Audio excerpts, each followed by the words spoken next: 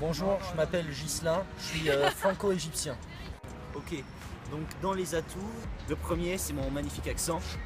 Et en plus de ça, c'est la culture. Ma mère est égyptienne, mon père est français, donc deux cultures complètement différentes, deux continents différents, où deux religions différentes dominent. Ma mère, malgré tout, s'est parfaitement adaptée au système français. Elle a été dans une école égyptienne, mais a étudié le français.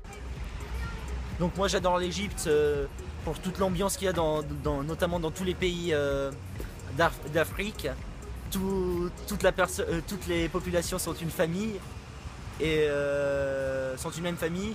Et du côté français, c'est plutôt la partie éducative et toute la culture qu'il y a, toute la culture et toute l'histoire qu'il y a derrière la France, etc.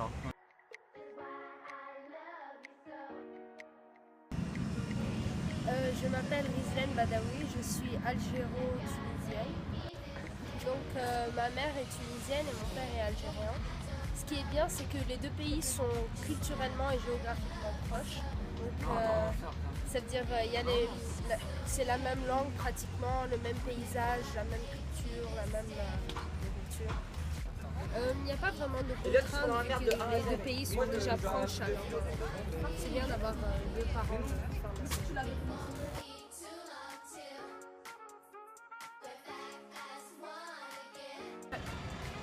Je m'appelle Vera Ferré et j'ai 14 ans et je suis en 3e. Le fait que mes parents viennent de différents pays m'a permis de connaître deux cultures différentes, de deux différents pays et de connaître deux langues différentes. La différence entre la France et la Russie, c'est déjà la religion, parce qu'ils sont orthodoxes d'abord. Enfin, bref, et aussi la langue et puis l'histoire du pays, la culture, les traditions et la bouffe.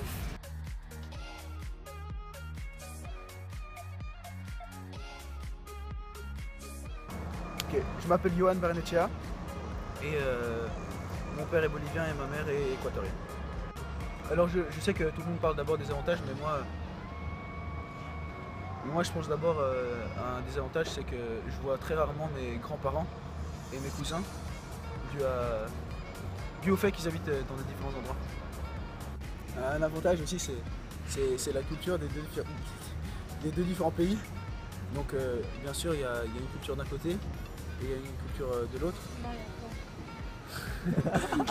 et ma mère est équatorienne et j'ai beaucoup de familles là-bas, et là-bas ils ont une manière de vivre. Et certes c'est des pays qui sont assez rapprochés, mais on voit tout de même une différence comparé à la famille de mon père qui habite en Bolivie. Par exemple, il y a un plat bolivien que j'adore, qui s'appelle le pique macho, vraiment un de mes plats favoris. Et de l'autre côté, on a un plat équatorien, le ceviche, typique des côtes équatoriennes, qui est vraiment un délice.